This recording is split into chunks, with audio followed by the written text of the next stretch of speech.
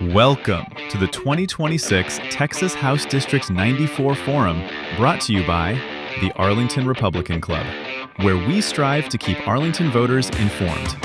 Listen in as each candidate provides you insight on where they stand on important topics that impact you and your family. Thanks for tuning in. For civic engagement and leadership here in Arlington. She's a trusted voice on these issues. She knows just as much, if not more, about these topics than the candidates, so she'll be able to hold them accountable. She's a trusted voice here in Arlington. We're really honored to have her here. So thank you, Doctor. There you are. Come on up. Let me also introduce and call up the candidates. That would be Cheryl Bean, Susan Darling, Jackie Schlegel, and Michael Buckingham. Thank you.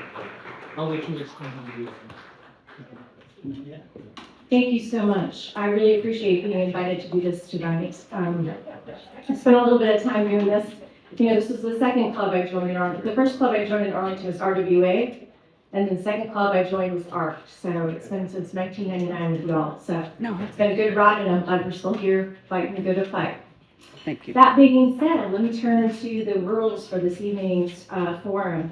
First and foremost, we have each candidate will be asked to do an opening 2 minutes.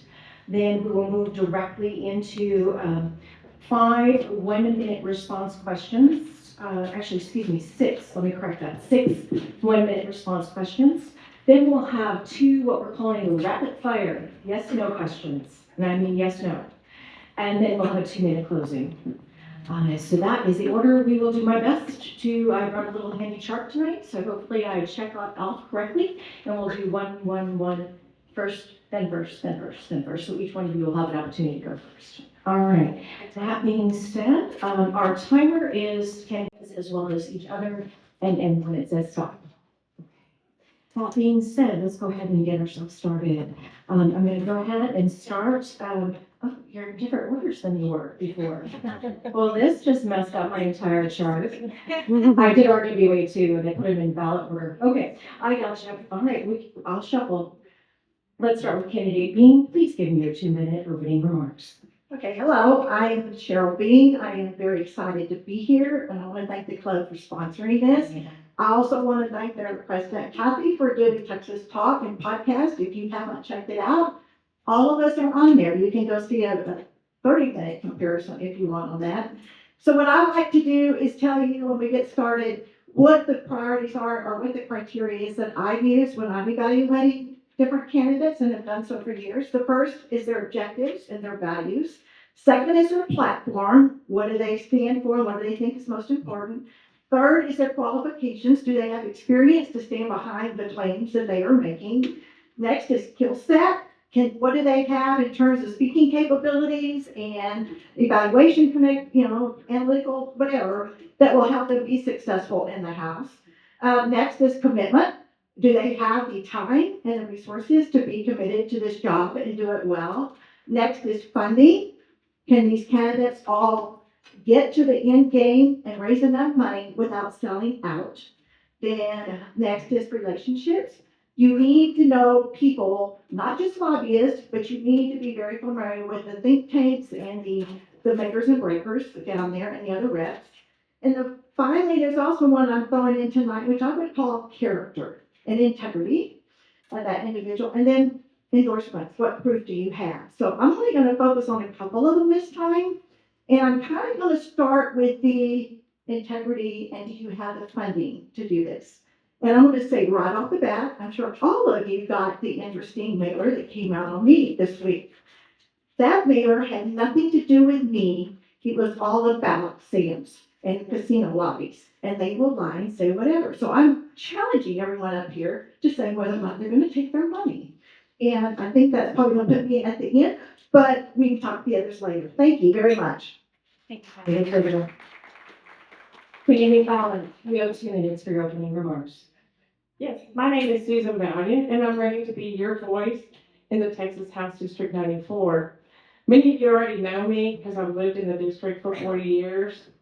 I've actually been an active member of the community, working with concerned citizens in order to get the pornography out of our public libraries. I've also been active in the GOP as well as being a precinct chair, and I was elected to be the SRAC member, which I worked with many legislators on good conservative bills. But I want to ask you a question. How many of you think that we are losing our country? Yeah. That's why I'm running, because we can't get our country back unless we get in the fight.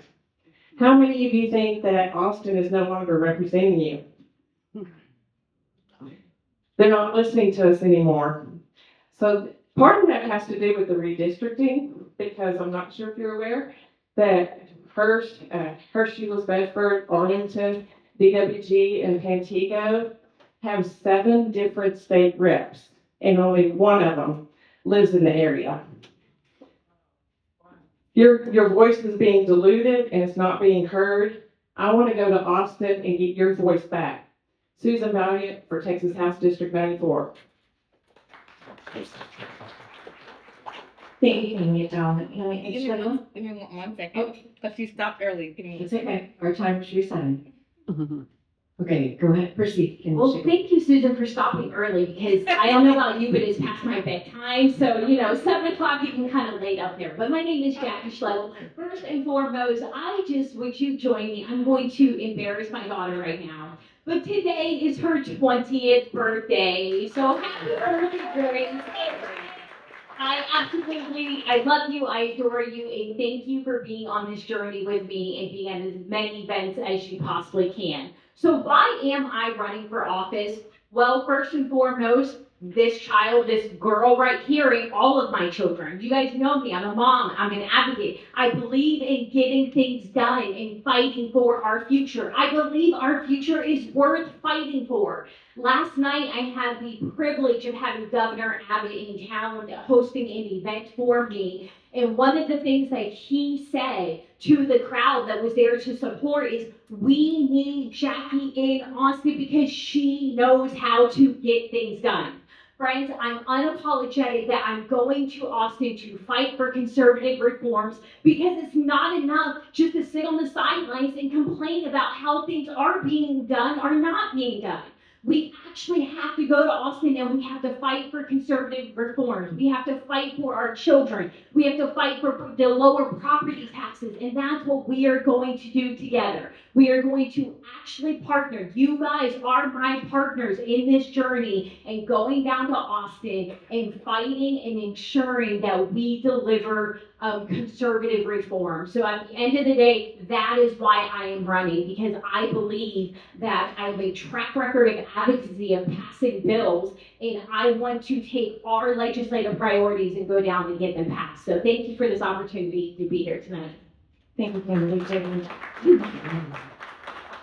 Okay, y'all can go. Proceed with your 2 minutes. Thank you. Thank you for the invitation. I realize that I don't know many of you, you don't know many of me, and that's because I have not been part of the political establishment. I am not endorsed by Austin. I am not part of the establishment. I am the other side of the Republican Party. The Republican Party is split down to 2 in Texas, and that's with fight, fight, fight. Here's the question. Do you want to fight, or do you want to convince the schoolyard, but to convince the other side that we're right? To bring over those people that don't think like us. I have business, I've made lots of money, and I feel like I owe something back to Texas. I've been off and on involved in Texas politics since I was 18 years old. I interviewed the gentleman who's the controller who started the lottery in 1995, Governor Ian Richards, a whole litany of people that I've been involved with. Having said that, we're in military intelligence. He actually taught with Mexico, Salvador, Honduras, Cuba, all these countries. Having said that, I am financing my entire campaign up to this point, and I hope to be with each of you in the future. Thank you, Senator. That concludes our opening remarks section. We'll now proceed into our 6 one-minute response questions. And I will repeat the question for each of you since they're a little involved. All right, that being said, they're great ones though. All right, we're going to start with candidate Valiant this time. The first question is regarding casinos. Do you support or oppose legalizing casino gambling in Texas, and why? And what is your view on the economic impacts, public safety, and local control? You have 2 minutes. You have 1 minute. Yes, I'm actually against casinos, because it actually is harmful to the city. For every $1 that we bring in for casinos, we spend almost twice as much for the consequences of casinos. You get the increase in domestic violence, also family violence, also with child abuse, increases like 16%. Gulfport, Mississippi, whenever they opened up their casinos, suicides went up 213%. So it would be detrimental. The crime goes up, mental illness goes up, and it's just a cost to the city that we just don't need. Thank you, Candidate Valley. Moving on, Candidate Schlegel. Again, the question is regarding casinos. Do you support or oppose legalizing casino gambling in Texas, and why? And what is your view on the economic impacts, public safety, and local control? Again, 1 minute. So I personally do not gamble. I'm not a gambler. This has led to some incredibly interesting conversations at the door regarding public safety, regarding sex trafficking. So it's something that we need to keep a very close eye on. Governor Abbott and Lieutenant Patrick are not for this issue. So as far as I'm concerned right now, that's not the issue. I don't see this moving anywhere. What I am greatly concerned about is just a few days ago, I was listening to a Christian podcast. And as I was listening to that podcast, an advertisement for online gambling came up and said it was completely legal in Texas. This was incredibly surprising to me. I went and I did some research and I did find out that these things are already happening in Texas. We've got a lot of big decisions to make of how we are going to tackle these issues, but we can't get distracted by the big one and lose sight of these little ones, such as gaming and online gambling that's already happening. Thank you, Candidate Schlegel. Candidate Dunbar, again, question is on casinos. Do you support or oppose legalizing casino gambling in Texas, and why? And what is your view on the economic impacts, public safety, and local control? You have 1 minute.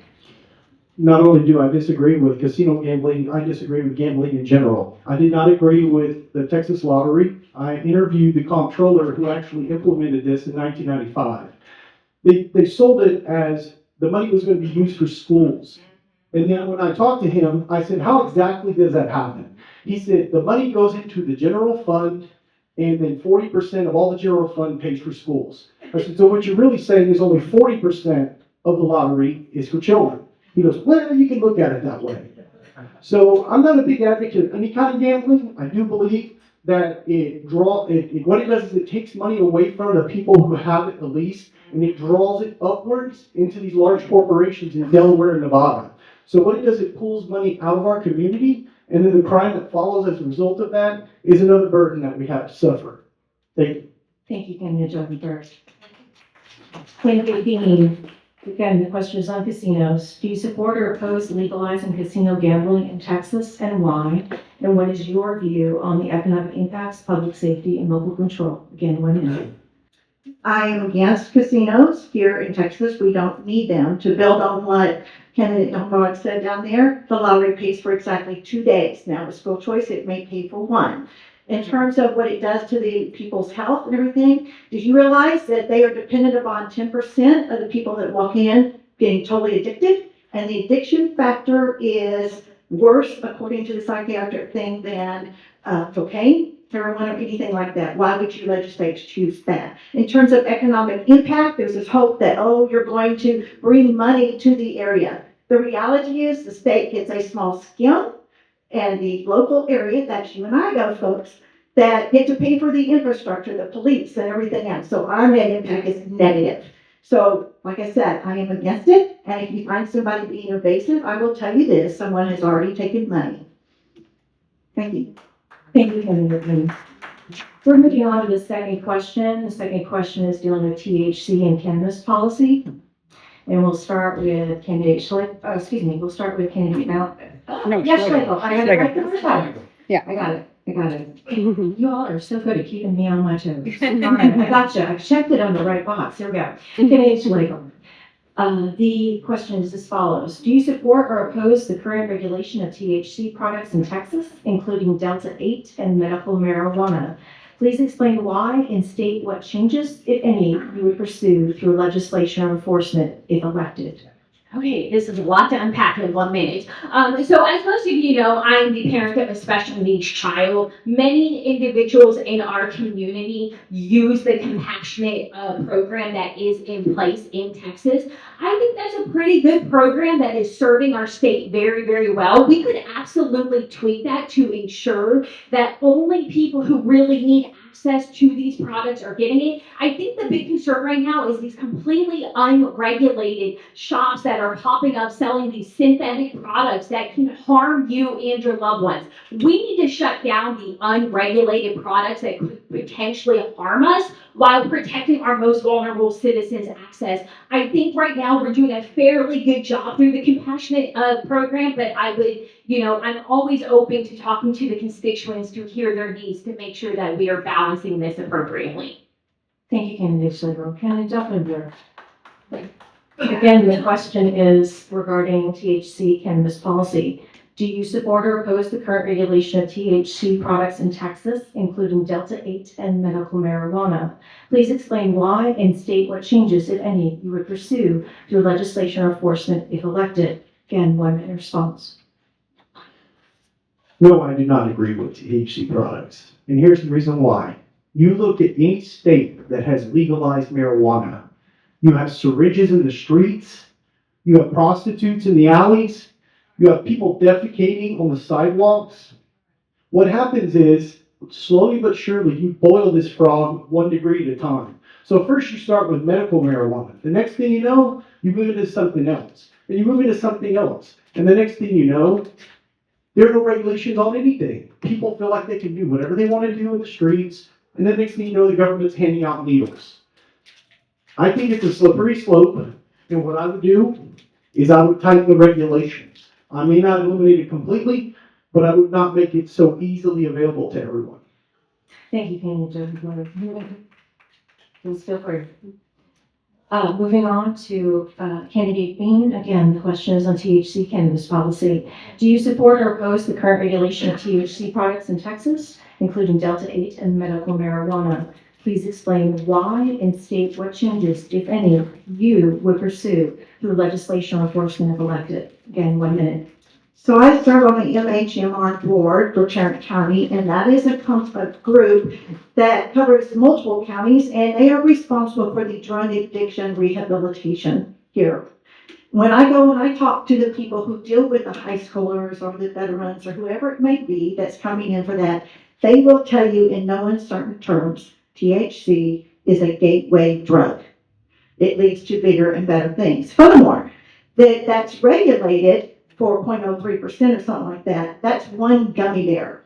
No one who has an issue only takes 1 gummy bear or 1 brownie. They take multiples, and when you do that, you are no longer within regulation. You are registering on the whatever scale it is. So I am not in favor of legalizing or expanding THC in any form or fashion. And if we want to consider a medical prescription thing, I might consider that. Thank you, Candidate Bean. Moving on. Hello, reset? Yes. Okay, you're reset. Good. Moving on to Candidate Ballin. Again, final portion of this question. THC cannabis policy. Do you support or oppose the current regulation of THC products in Texas, including Delta-8 and medical marijuana? Please explain why and state what changes, if any, you would pursue through legislation or enforcement if elected. Again, 1 minute. Yes, I'm actually in favor of the regulation in the law. Being a nurse, I know that we do have medical reasons why it would be beneficial for some patients. So yes, I'm actually in favor of making sure that it's regulated and not to be non-regulated for anybody. So yes, I'm in favor of the law. Thank you very much, Candidate Ballin. All right, moving on. Well, our next question will be on, and we'll start with Mr. Duffenberg. It is on property tax reforms. Texas property taxes are already in need of serious reform. What specific long-term solutions or legislative actions would you champion to reduce the tax burden on homeowners and renters? You have 1 minute to respond. First of all, I already do that. If someone has a problem with property taxes, which it's that time, rendition time, I help contest the values and I help get the property taxes lowered. There's no reason you can't lower your property taxes if you just speak up or utilize a certified public accountant like myself. Having said that, I'm a big advocate of the proposition that's currently on the ballot for Republicans in terms of, I believe that as a minimum, property taxes should be assessed on the cost of the home. It should not be assessed based on a value that they can't justify. This is how we get it lowered. We get it lowered because they cannot prove their value. So when we come up with a proof and we come up with the comparables and we get to the root of it, we find out they're grossly overpaying. So the first thing I would do is I would cap it at cost basis of the home, and that's what you would pay on. There would be no incremental in real estate tax values. Thank you, candidate. Boone County candidate Payne, again, this issue is property tax reforms. Texas property taxes are already in need of serious reform. What specific long-term solutions or legislative actions would you champion to reduce the tax burden on homeowners and renters? Again, 1 minute response. Okay, I'm definitely in favor of property tax reform, and I would make sure that we apply the surplus that we have every year, make that legislated to go towards property tax. We also, that surplus comes from sales tax at a large degree at the state level. If they're having a surplus in that respect, give a 1% back to the cities locally so they can control that and not give us some of that surplus there. So another thing is we are educating, doing medical work and everything else on illegal citizens. And I think that's another area we can tap. And there's several other things in that regard, but one thing we need to all realize, this is a complicated push and pull thing. We cannot take away the property tax from the cities and leave them hanging dry where they don't have the money to support our infrastructure and our first responders. So I think this is what we need to work on and make sure we do that in a balanced way. Thank you, candidate Payne. Candidate Valent, again, the issue is property tax reforms. Texas property taxes are already in need of serious reform. What specific long-term solutions or legislative actions would you champion to reduce the tax burden on homeowners and renters? 1 minute. Thank you. Yes, I'm actually the only candidate that wants to eliminate property taxes. We had homeowners actually paid $81 billion this last session in property taxes, and we have $90 billion worth of waste. So it can be done. If once we get rid of the waste, then we can actually look at doing like maybe a sales tax in order to support the schools in the local areas. But I'm for eliminating property taxes completely. Thank you, candidate Schlegel, again, property tax reform. Texas property taxes are already in need of serious reform. What specific long-term solutions or legislative actions would you champion to reduce the tax burden on homeowners and renters? You have 1 minute. Look, I think everybody up here, I would be shocked if they didn't say this is the number one issue they are carrying at the door right now. Affordability in general is an issue for our families. And I'm so proud and honored to be endorsed by Governor Greg Abbott, who has laid out a 5-point property tax plan. And last night, again, at our event, one of the things he had talked about is in this plan, as we're talking about controlling local spending. We all have to control our budgets and our purses. Why doesn't the local government have to do the same, right? We can do this. We can have common sense reforms. We have made so much progress on this issue, but it is not enough. This is the legislative session to get it done. With Governor Abbott's support on day one, I walk into the legislature ready to partner with him to carry out his plan to bring real reforms to you. Thank you, candidate Schlegel. All right, moving on to a new. And reset the timer, please. All right, moving on to the next topic, and we'll start with candidate Bean. It's on Sharia law. Do you believe Sharia law presents a legal or constitutional concern in Texas? Please explain your position and describe what actions, if any, you would take as a legislator to address this issue while upholding constitutional law and religious freedom. You have 1 minute response. I absolutely think that, and I come to that opinion having spent almost 30 plus years in that world in the defense. We owned a company until August. My husband and I did that, moved forces around the world, particularly in areas like Afghanistan and the Middle East and North Africa. So I had the experience to recognize it. I understand what it's doing. I don't have to go read about it. In terms of what things we need to do, we need to quit funding it. You know, I looked at the budget last year and there was quite a bit of money still going towards it. We need to be aware that most of their planning occurs in the mosque. And I think there are 6 mosques in or right around this particular district. So those are just a few things. We need to say, if you want to assimilate to our society and follow our rules, because Sharia law is definitely a violation of our Constitution, then great. If you're not, as far as I'm concerned, you can go home. Thank you, Candidate Bean. Moving on to Candidate Valent. Again, the topic is Sharia law. Do you believe Sharia law presents a legal or constitutional concern in Texas?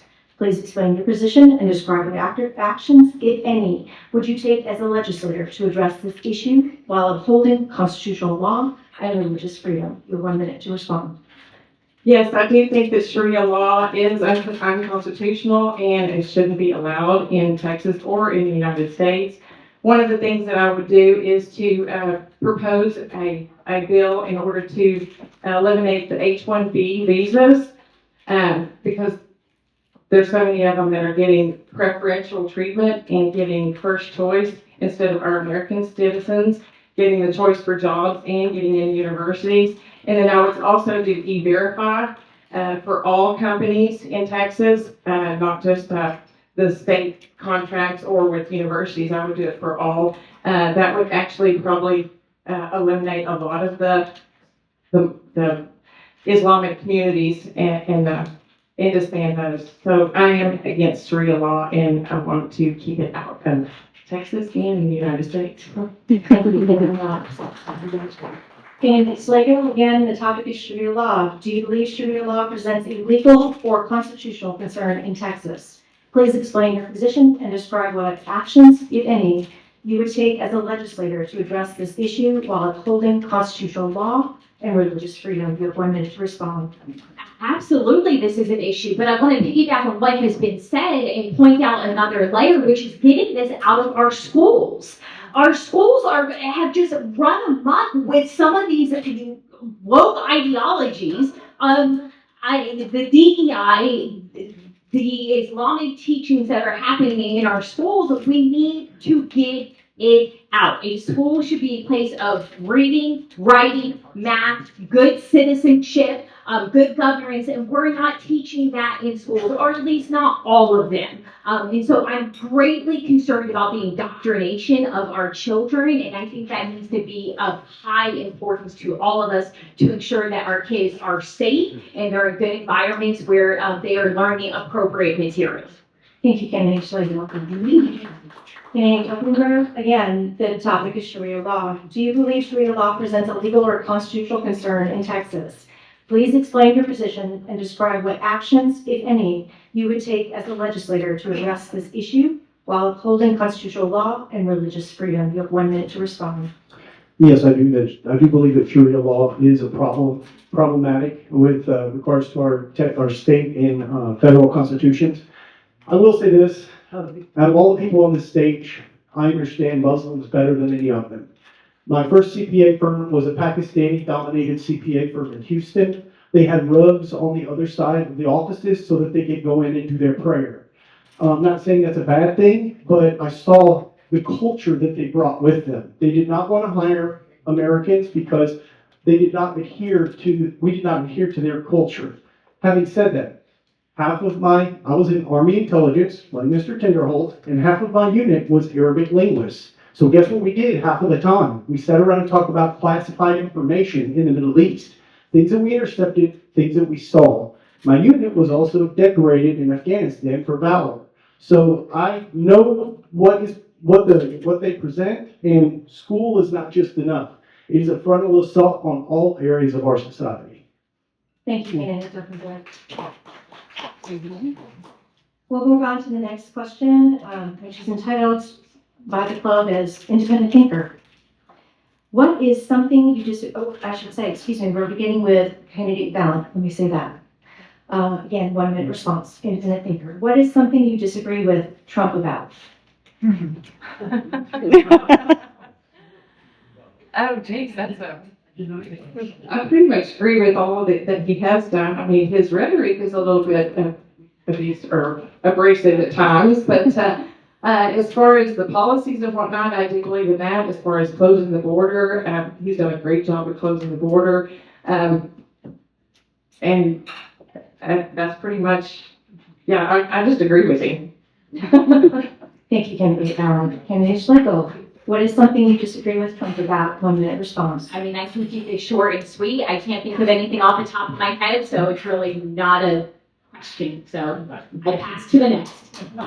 Okay, Candidate Zuckerberg, what is something you disagree with Trump about? I'm probably the most avid Trump fan there is because I have so many similarities with him, from running a business to coming into the political arena from outside. I will say this, the one thing I do not like about Trump is that he used to be a member of the Democratic Party.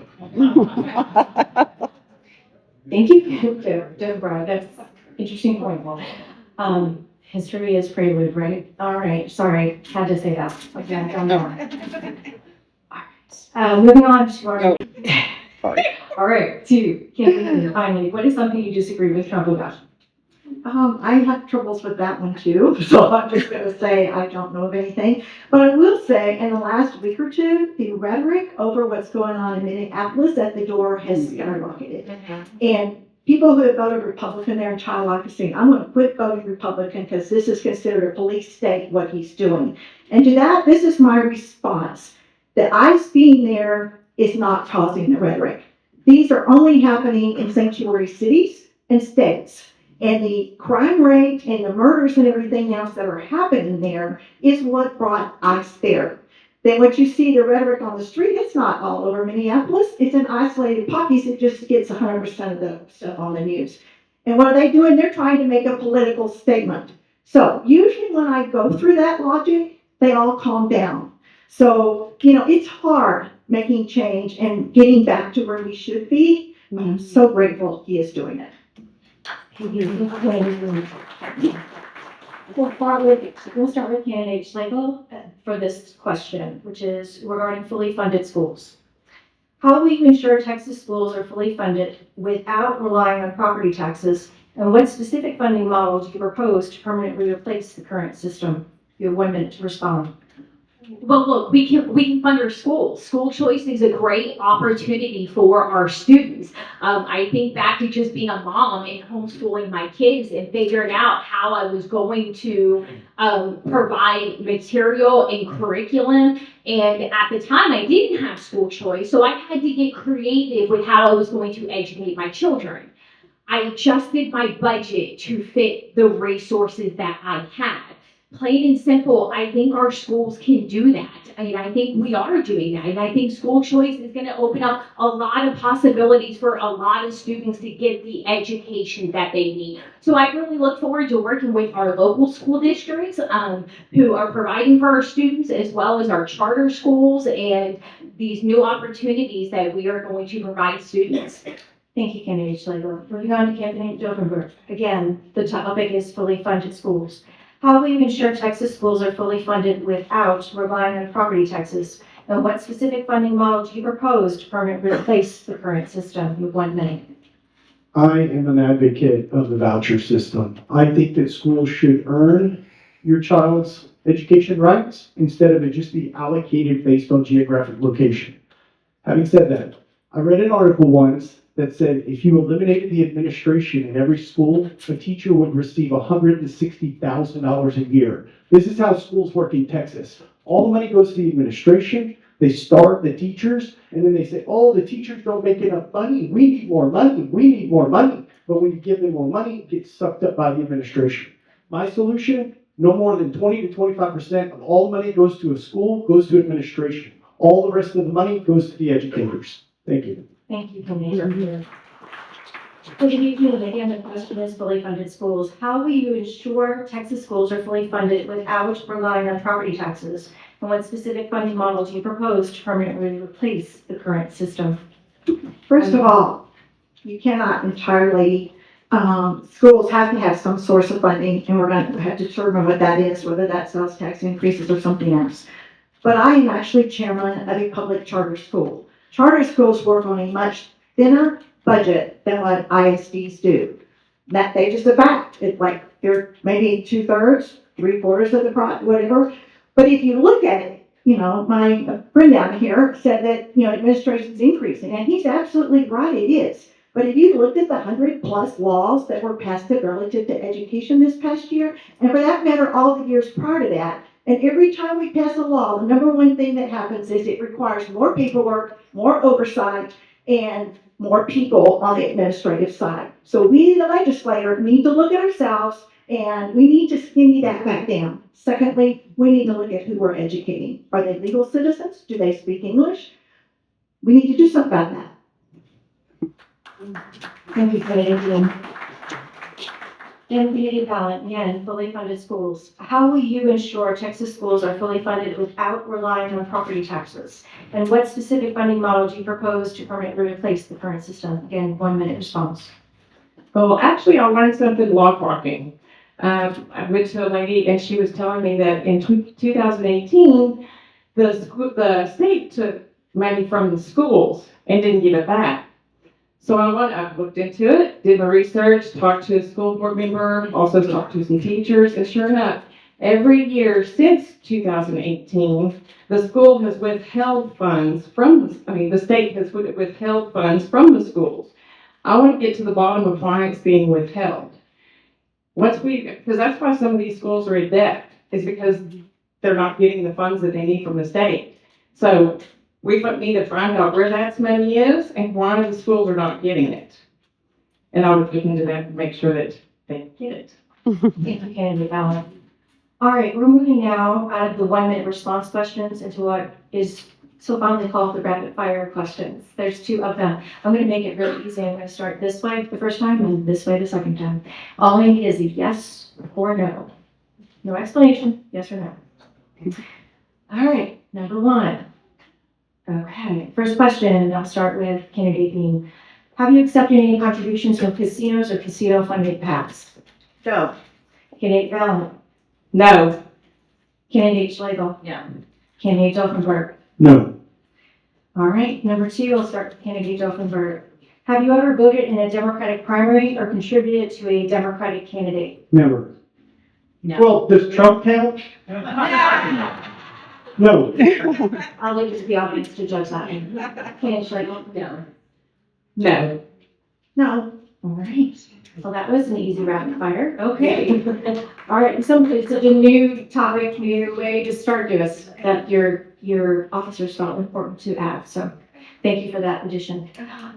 Finally, we'll move to closing remarks. You'll have 2 minutes for closing remarks. And I will go now. I'm going to go back to start. To make this even, I'll go back to where we opened, then we'll close. So we'll start with candidate Schlegel. You have 2 minutes for your closing remarks. Wonderful. I don't even know if I need 2 minutes. Look, you've got some really great candidates in this race, and I'm excited about that because that shows the strength of HD94. And as I'm out there talking to voters and talking to individuals, you guys are really excited about the potential for this House seat and what we can do to partner together. I hope I've made the case for you of why we should partner together for me to go to Austin and represent you. But at the end of the day, again, this is about you. This isn't necessarily about me. I'm just a person who goes down there and advocates on our behalf and ultimately pushes this button. But you guys are the constituents. You guys are the voters. You guys are the ones that I'm going to partner with to go and do that. This entire journey has been such an incredible blessing and such a joy and an honor to do. And I'm just honored to even have this opportunity to serve you and to represent you. We need good, solid representation in Austin that remembers who they work for. That is you. You are who we work for, and I hope to earn your vote. Thank you. Thank you, candidate Schlegel. Candidate Johnson. Thank you. I'll try not to take up my entire 2 minutes. I would just ask you to think about one thing, and then I would ask you to come and sign my list so that I can contact you in the future and learn more about what each and every one of you wants, and you can learn more about me.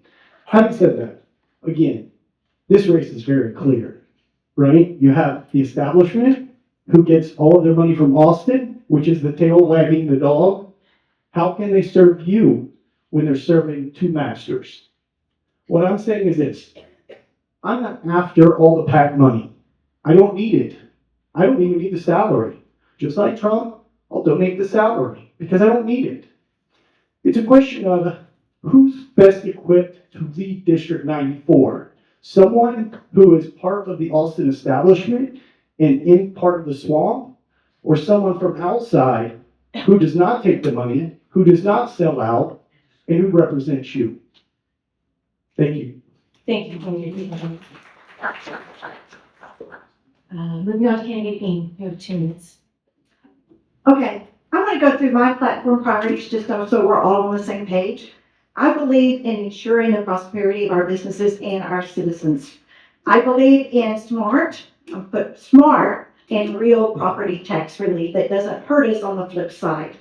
I believe in permanently closing the borders and getting rid of all the foreign threats that are already here. I believe in preservation of our American culture, our values, and our religious freedom. I believe in protection of our children and the woke agenda that surrounds them from all those liberal agendas. I believe in expectations that we can educate our children, and they all deserve that in the public system. And finally, I believe in integrity, secure elections, which is continuing to be a problem. So, and quite frankly, in all those things, I've had experience in, I've been involved in, and every job I've ever had, you had to have been doing the job before you got the job officially. And so I'm not a paid lobbyist, but I have been down in Austin working and representing multiple things and advocating for a lot of things. I've built the relationships, and I will continue to do it. So, Cheryl Bean, and I hope you will take that into consideration. I believe in Cheryl.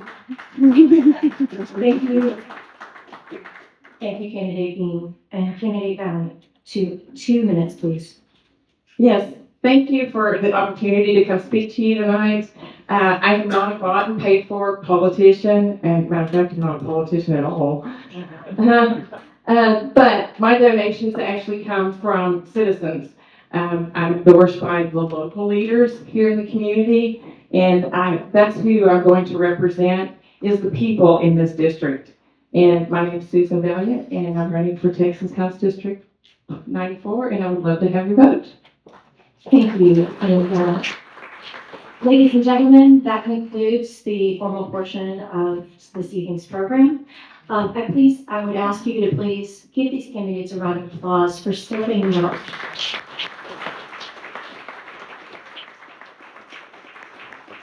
It is not easy. I can say it. I've been there and done that. So thank you very much for that. Also, please thank your officers as well as this amazing man over there who makes all of this stuff work. And finally, a personal note, if I may. Thank you so much for allowing me to continue to do these activities year to year. It's my pleasure to contribute my time, my talent, my treasure to this party. Thank you. Thank you for watching the Texas HD94 Forum, sponsored by the Arlington Republican Club. Don't forget, early voting begins February 17th through the 27th. Election Day is March 3rd. Make your voices heard and get out and vote.